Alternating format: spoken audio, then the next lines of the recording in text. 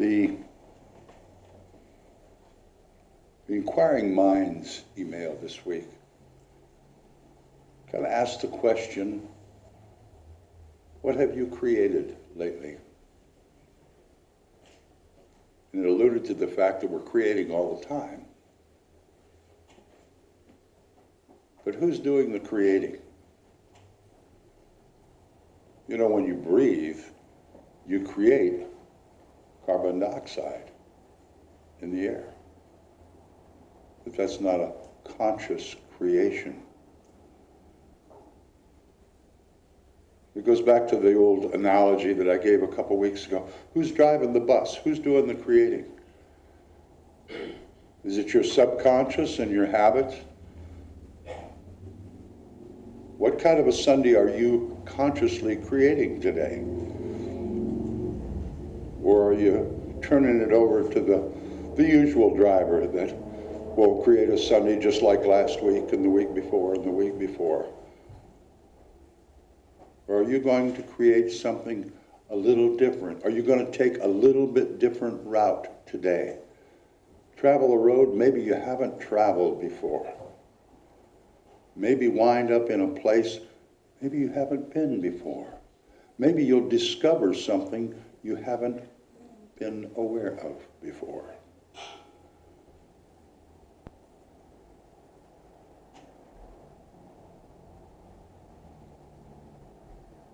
You know, when we ask people to make a little pledge when they become members of Church of the Oaks, we ask them quite simply to commit to sharing their time and their talent and their thought and their treasure.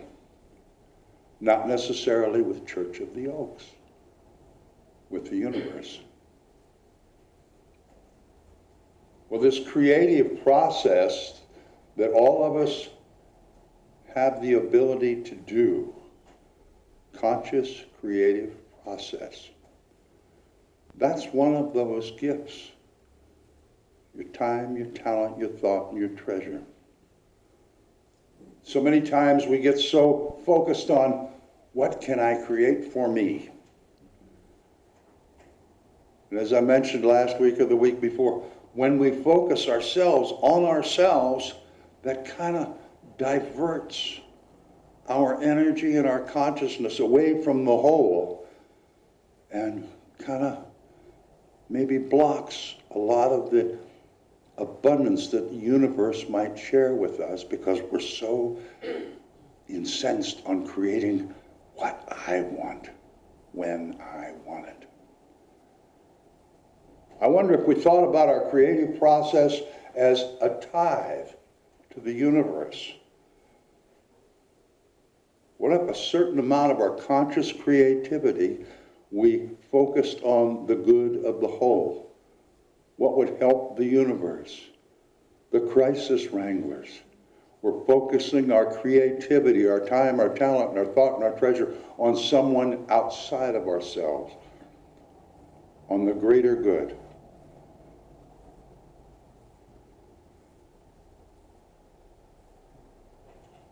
I think that when we engage in that creativity for the good of the whole, something kind of magical happens.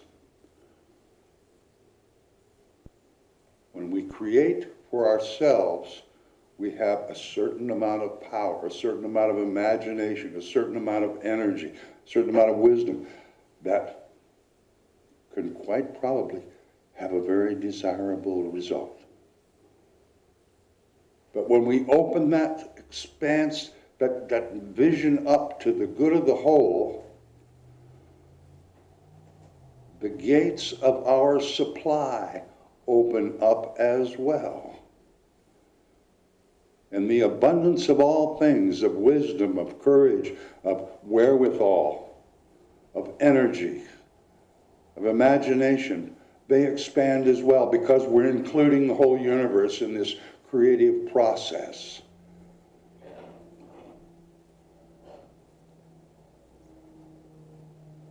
Something you may wish to consider.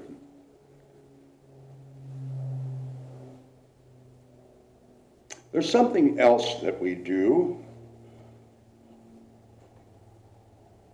that I'm not so sure is called creativity, but it is kind of. Each one of us, I wager, creates on occasion something I'll call affirmation. We get an idea or a thought or choose to do something. We tell people about it with the hopes that they will agree with us and affirm that, yes, my idea is good.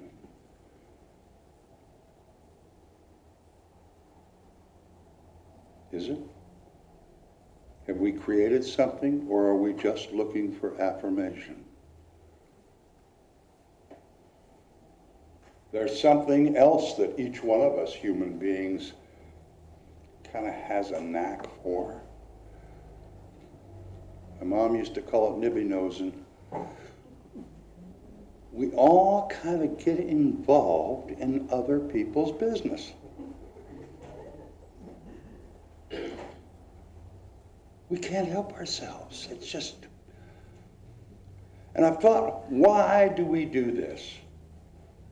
Well, I came across a quote, and I'm going to ask you to read it with me. I came across a quote that I think explains this, and you may want to ponder this quote a while, because there's a great message in it. Last quote on the page. Let's read it together. A man is likely to mind his own business when it's worth minding. When it's not, he takes his mind off his own meaningless affairs and mindles with other people's business. Do you ever consider that maybe we are letting the old driver drive the bus all the time, and there's really not much for us to do? It's the same old road, everything's going to be fine, flat tire once in a while, but the driver will take care of it. Done it before and before and before. So I could help this person manage their life. And in doing so, it's really cool because I appear to be very wise, and there's absolutely no risk or responsibility involved. But when I manage and create for my own life, I've got risk and responsibility to deal with, and that can be pretty scary. But if I choose to help Wayne and give Wayne advice, no risk. I'm just trying to be a good friend. If we look back on our lives, I'm willing to guess that most of us experienced quite a rift with our parents along about the time we started trying to make our own decisions. And they were in the habit of making our decisions for us. They taught us what to think, how to act, what were our moral principles, what were our standards. They taught us all that, and when we became adults and wanted to experiment and maybe change that up a little bit, see what the other side was like, they freaked out. And as a result, so many times, there's a really difficult transition process that happens. Parents want to stay parents, and kids want to be adults. I'll tell you a little story. I left home and joined the Air Force. And I'd been in the Air Force about a year and a half. I was 19, maybe 20. And I called my mother and father in Ohio from where I was stationed in Kansas and said, guess what? I'm in love. I'm getting married. Okay, would you tell us about this young lady? I said, yeah, I met her. She's a cocktail waitress, works at a bar where I drink beer and play country music, and she's got 3 kids. Well, it's 1,050 miles from Canton, Ohio to Topeka, Kansas. 14 hours later, my parents showed up at my driveway.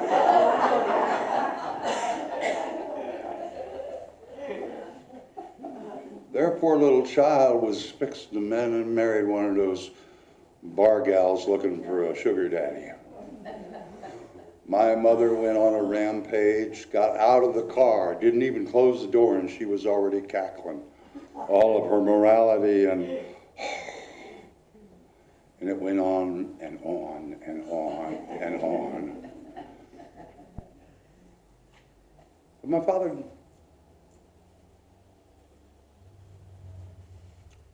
he didn't say anything.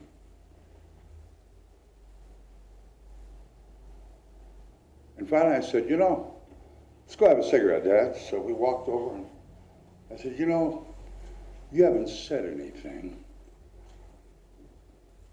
What are you thinking? He looked at me and he said, well, I've been thinking, is there anything I could do to get you to postpone this decision for a year? But he said, you're a man now, and it's time you learn. You have to own your decisions for the rest of your life.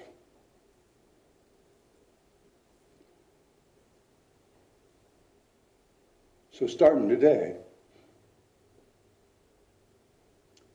if you ever want my opinion or my advice, I'd be happy to give that to you. But you have to ask. That was the greatest gift. And over the years, I did ask, but never once did he offer his opinion or advice without me asking for it.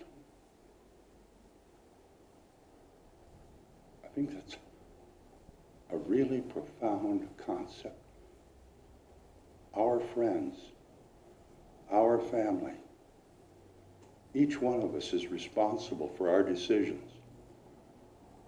And if we aren't invited, that's a lesson that Vivian taught to me and preached to me over and over as I was developing into a minister.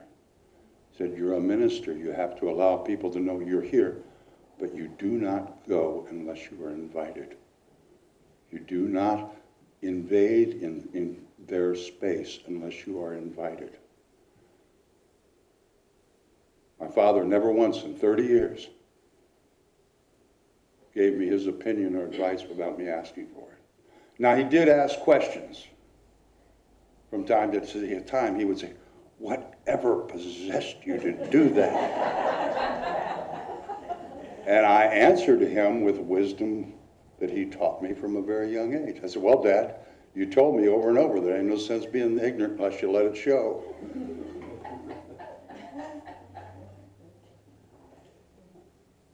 But perhaps we can give a little thought when we feel compelled to tell somebody what they ought to do, what they should do. Shouldn't we maybe spend a little more focus on our lives? Is there something we can create or do to enhance our life experience? Unless we're invited, what right do we have to tell them what they should or ought to do? Unless they ask for our opinion, how dare us give them our opinion of their life? That only has to do with us. It doesn't have to do with them. Our opinions are ours. So I guess the purpose of today's message is just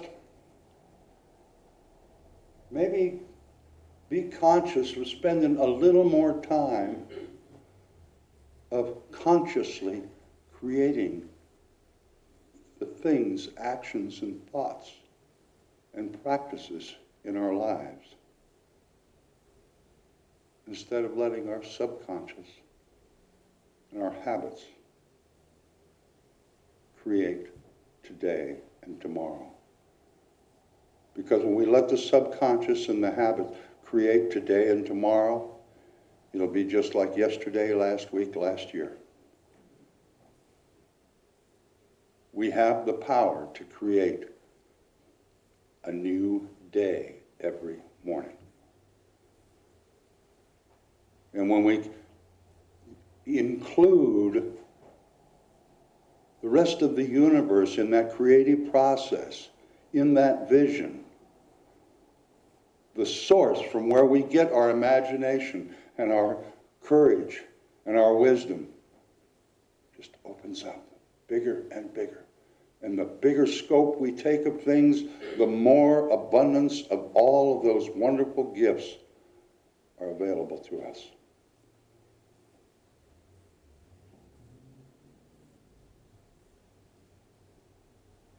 Every one of us has compassion. We love and care about our friends and family. We want to support them. We want to have their back. We want to share what we've learned, maybe the hard way, to save them a little pain. But if they don't ask for that help, perhaps they're not ready.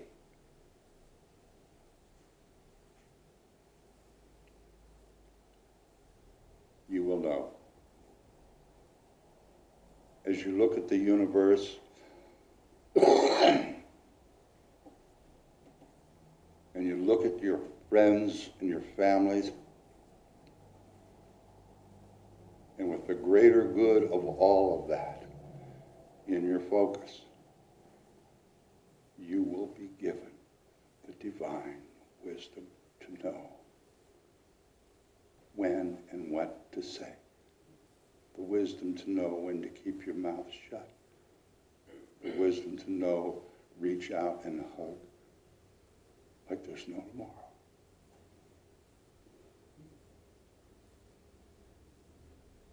Include the universe in your creative process, and you will be amazed at what happens.